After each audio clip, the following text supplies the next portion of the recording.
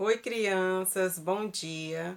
É a nossa aula de história e vamos começar com a nossa oração do dia. Vamos rezar para o nosso anjo da guarda. Santo anjo do Senhor, meu zeloso guardador, se a ti me confiou a piedade divina, sempre me rege, me guarde, me governe, me ilumine. Amém. Estamos estudando o tema as pessoas continuam migrando, né, buscando melhores condições de vida. E ontem foi o nosso 7 de setembro, lembrando essa data histórica, né, da independência do Brasil, que faz parte também da nossa história. E hoje as pessoas ainda buscam por novas terras. Isso quer dizer que a história ainda ela não terminou, certo? Ela sempre vai continuar. Então, na página 148, né, ainda do nosso capítulo, nas últimas décadas, outros movimentos migratórios ganhou importância, foram os chamados fronteiras agrícolas. O que são essas fronteiras agrícolas? São as áreas de pecuária e de agricultura próximas às terras ainda não ocupadas no Brasil. Então, migrantes principalmente do sul do país têm se dirigido para áreas do centro-oeste e da Amazônia, certo? Essas regiões para serem exploradas. E para vocês adquirirem mais essas informações sobre esses estados, né? Vocês devem olhar mais aí os mapas, porque às vezes a gente fala de estados, de regiões, a gente não sabe nem onde se localiza. Então, quando eu falo estados como Tocantins, Mato Grosso, Pará, Acre, Rondônia, Roraima e Amapá estão sendo povoados rapidamente e nova cidade tem sido criada. Nesses estados ainda é possível adquirir grandes lotes de terra e ocupá-los com criações de gados ou plantações. Na maioria das vezes, a vegetação diária da floresta amazônica e do cerrado é derrubada ou queimada para abrir espaço para fazendas e novas cidades. Isso quer dizer que a agricultura e a pecuária nas fronteiras agrícolas precisam ser controladas para que não prejudiquem nem destruam grandes espaços naturais, como são as florestas e os cerrados, porque vai acontecer essas explorações, né? As pessoas buscando melhores condições de vida. Na página 149 tem falando sobre os os fluxos migratórios. Isso quer dizer que as pessoas elas continuam migrando, né, nas suas próprias regiões ou para outros países, né? Então os fluxos migratórios mais recentes ocorridos nas últimas décadas também fazem parte da nossa história. Às vezes a gente acha que história foi o que aconteceu só muitos anos atrás, mas esse fluxo migratório ainda continua acontecendo, tá bem? Continuando aqui na página 150, né, os nordestinos. Quem são os nordestinos? Só lembrando a vocês que nós, né, fazemos parte da região Nordeste. Nós vamos estudar em geografia as regiões do Brasil. Só de antemão dizendo a vocês que nós somos do estado do Ceará e fazemos parte da região Nordeste. Para a gente saber se localizar aí no mapa, viu? E com relação a esse fluxo migratório. Os nordestinos migraram principalmente para São Paulo e para a Amazônia. Muitos paranaenses foram para Rondônia e os paulistas e os mineiros ajudaram a colonizar o norte do Paraná. Nos últimos anos, brasileiros que apresentaram grandes deslocamentos foram os gaúchos. Eles estão em toda parte. Por outro lado, a migração nordestina para São Paulo diminuiu e até se movimenta no sentido inverso, isto é, de São Paulo para o Nordeste. Vejam aí essa história. A família Manganelli deixou sua terra natal para escapar da seca. Essa história poderia remeter aos retirantes nordestinos, mas eles são gaúchos. Vieram para o Nordeste em busca de terra barata e de um regime de chuva mais favorável à agricultura. Os Manganelli são protagonistas da migração para a região Nordeste,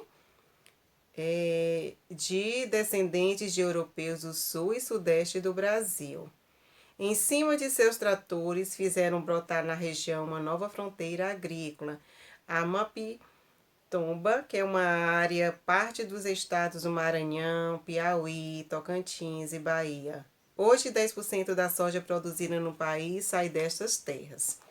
A miscigenação criou uma nova identidade na região. Surgiram os piúchos, que era a mistura de piauense com gaúcho, e maraúchos, que eram os maranhenses com gaúcho. As tradições se misturaram, essas novas famílias tomam chimarrão e comem churrasco, mas também gostam de cuscuz e tapioca. É a mistura de culturas, a mistura do seu modo, né, de conviver, né, as suas adaptações aí com outras culturas. É isso que faz parte da nossa história, é essa busca, né, dessas novas terras, dessas novas cidades que faz isso, essa miscigenação. E com isso veio aí também, né, busca de novas terras é Brasília, a fundação de Brasília, que foi uma promessa de oportunidades. Isso quer dizer que, como ela foi planejada, né, o que isso quer dizer, cidade planejada? Olhem aí ao lado. Cidade criada para atender determinados objetivos, por exemplo, ser a capital de um estado ou país. Isso quer dizer que ao longo do século XX, milhares de pessoas migraram para a região centro-oeste do Brasil. Um dos motivos dessa grande migração para o Brasil Central foi a fundação de Brasília, uma cidade planejada, inaugurada em 1960 e construída para ser a capital do país. A região atraiu um grande número de operários da construção civil, principalmente nordestinos, que eram chamados de candangos. O que eram candangos? Pessoa que migrou de outro estado, principalmente da região nordeste, para trabalhar na construção de Brasília. Depois chegaram os funcionários do governo, suas famílias e comerciantes. Eles vinham em grande parte do Rio de Janeiro, que era a antiga capital brasileira, né? Hoje é Brasília. Logo após a inauguração de Brasília, o governo brasileiro abriu estradas e incentivou a compra de terras na região. Coberta pela vegetação do cerrado, essa área foi rapidamente ocupada pela agricultura e pela pecuária. Para que isso acontecesse, muitas terras indígenas foram tomadas e ocupadas. Então está aí a fundação de Brasília. Quem já foi a Brasília, né, já sabe que ela foi uma cidade planejada, organizada, com objetivo e rendeu aí muitos trabalhos e muitas pessoas que migraram para Brasília, tá ok? Então, concluindo aqui a nossa mensagem do dia, na página 153. Após a inauguração de Brasília, muitos dos operários que haviam migrado para construir a capital decidiram ficar. Eu acredito que até hoje ainda estejam por lá morando. Porém, a maioria deles não podia comprar ou alugar imóvel nos edifícios que haviam construído. Assim, os migrantes continuaram morando nas casas e nos alojamentos temporários, onde viveram durante a construção da capital. Conforme mais gente foi chegando para morar ali, formaram-se centros urbanos conhecidos como cidades satélite, que eram centros urbanos. Hoje, todo o Distrito Federal está dividido em regiões administrativas. As antigas cidades satélite não foram planejadas e ficaram distantes do plano piloto de Brasília, onde se concentravam os empregos e serviços. Muitas delas não ofereceram a seus habitantes as mesmas condições de saúde, educação, meios de transporte, lazer e outros serviços públicos que a área planejada da capital oferece.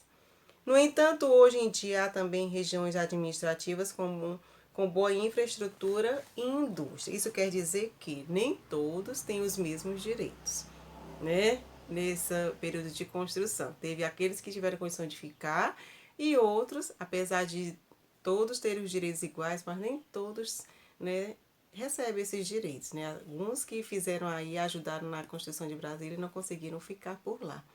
Essa faz parte da nossa história, faz parte aí desse processo de migração.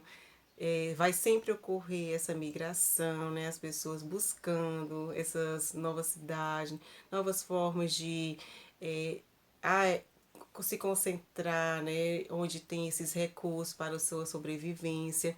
Essa é a nossa informação de hoje com relação a essa migração, essa nossa unidade. Para não passarmos adiante, nós temos algumas atividades pendentes. Vai seguir a agenda para a gente concluir aí uma atividade sem avaliativa, certo? Eu acredito que vocês receberam essa informação e Estão aí com vocês algum, né, conhecimento com relação a esse processo de imigração, né, com relação aos estados, às regiões, às pessoas que migram e levam a sua cultura. A informaçãozinha de hoje da nossa aula é essa, né? Segue aí uma mensagem do dia. Que Deus nos conceda um dia abençoado e cheio de vitórias. Bom dia, bom trabalho, boa pesquisa. Façam com atenção que a gente vai vencer. Tchau, até a próxima.